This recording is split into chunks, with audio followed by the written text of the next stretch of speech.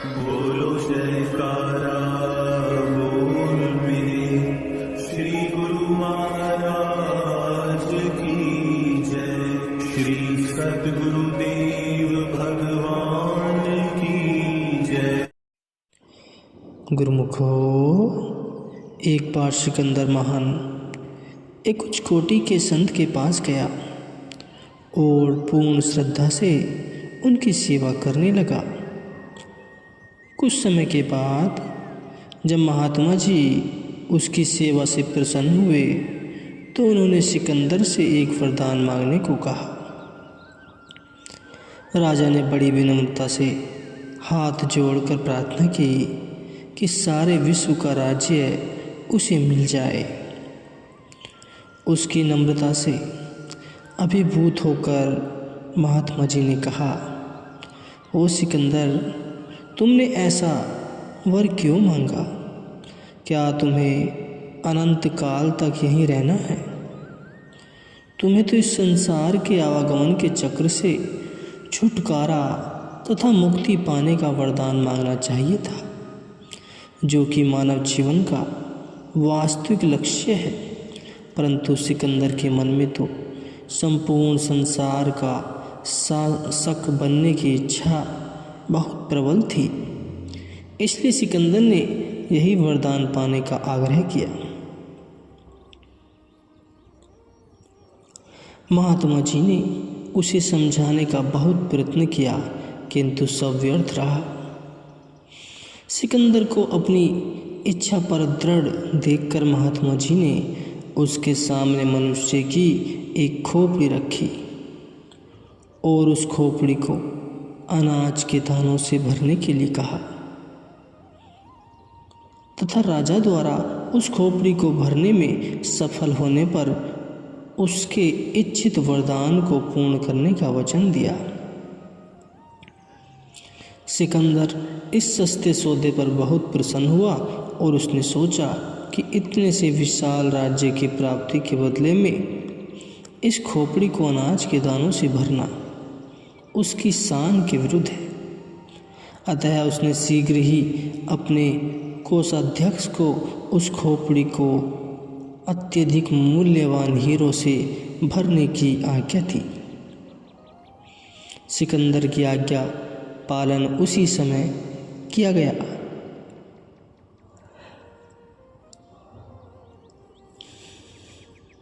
और उस खोपड़ी में बहुमूल्य हीरे डाले जाने लगे। परंतु राजा के आश्चर्य का उस समय ठिकाना न रहा जब सारे कोष के हीरे जवाहरात स्वर्ण मुद्रा आदि भी उस खोपड़ी को भरने में अपर्याप्त रहे। तब सेवकों ने जो कुछ महल में था लाना प्रारंभ किया, यहाँ तक कि रानियों के शरीर के आभूषण भी लाकर उसमें डाल दिए गए, परंतु खोपड़ी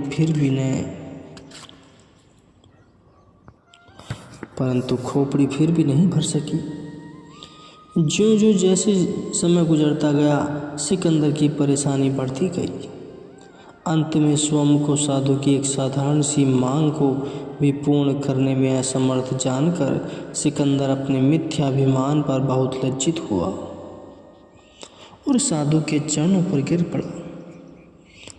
महात्मा जी ने सिकंदर को बताया कि इस खोपड़ी में कोई रहस्य नहीं है। यह तो मानव खोपड़ी है जो कभी भी संतुष्ट नहीं होती, अपितु सदा अधिक से अधिक की मांग करती रहती है। यदि समस्त विश्व की दौलत भी इसमें डाल दी जाए तो भी इसका लोभ शांत नहीं हो सकता। यह सदा और अधिक की ओर मांग करेगी। इस सामान्य सत्य को जानकर सिकंदर होश में आया और अपनी मूर्खता पर बहुत पछताया। यदि सिकंदर जैसा महान व्यक्ति भी सुख और शांति प्राप्त नहीं कर पाया तो एक सामान्य व्यक्ति इन सांसारिक पदार्थों और सुख की आशा कैसे कर सकता है? प्रत्येक वस्तु का अपना प्रभाव होता है। जैसे सूर्य गर्म होता है, पानी ठंडा होता है, चीनी मधुर और कुनीन कड़वी होती है, उसी तरह सांसारिक विषय पदार्थों का भी अपना प्रभाव है। संत महापुरुषों ने सृष्टि के सभी पदार्थों की भली भांति जांच करके यह स्पष्ट घोषित किया है कि इन भौतिक पदार्थों में सुख और शांति की आशा करना बुद्धिमानी नहीं है। निसंदेह संसार के इन मोहक पदार्थों में किंचित क्षणिक सुख प्रतीत होता है, किंतु यह सुख केवल इंद्रियों तक ही सीमित है, क्योंकि सांसारिक संबंधों और पदार्थों में परिवर्तन स्वाभाविक है। अतः यह निश्चित ही है कि इनमें प्राप्त सुख भी परिवर्तनशील होता है। बचपन का सौंदर्य शरीर वृद्धि के साथ साथ समाप्त होता जाता है। यौवन का सौंदर्य, आकर्षण तथा बल भी समय के साथ साथ घटता जाता है। प्रत्येक पदार्थ का ऐसा ही स्वरूप है।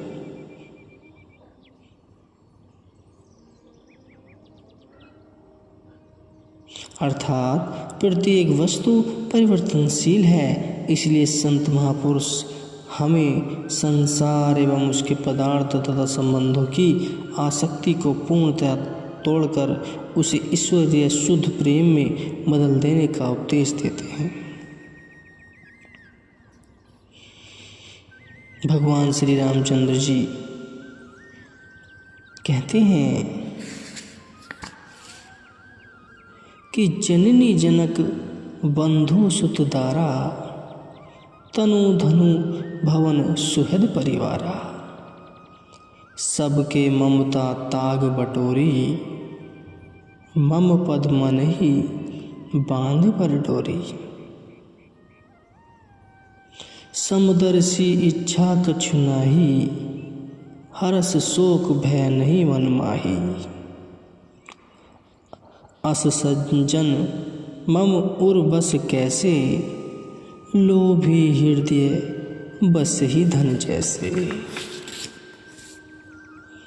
भगवान श्री रामचंद्र जी कहते हैं कि माता पिता, भ्राता, पुत्र, पत्नी, अपना शरीर, धन, घर, प्रिय बंधु और परिवार के सदस्य, इन सभी की आसक्ति के सूक्ष्म धागों को इकट्ठा करके और गूंद करके समुद्र टोरी बनाकर मानसिक रूप से मेरे चरणों के साथ बांध दो। इसके अतिरिक्त मेरे भक्त को सबके लिए एक समान दृष्टि रखनी चाहिए। उसे कभी इच्छाओं से रहित होना नहीं चाहिए और सुख दुख दोनों में ही उनकी मानसिक शांति भंग नहीं होनी चाहिए। ऐसा श्रेष्ठ भक्त मुझे उसी तरह प्रिय है जैसे लोभी मनुष्य को अपना धन प्रिय है। गुरुवाणी में वर्णन आया है, बिनु तुधु हो जी मांगणा, श्री दुखा के दुख, देही नामु संतोखिया, उतरे मन की भूख।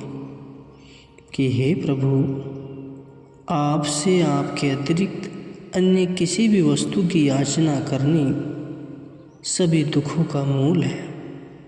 अतः हमें अपना पावन नाम दान देने की कृपा करके, जिससे हमारी आत्मा की भूख शांत हो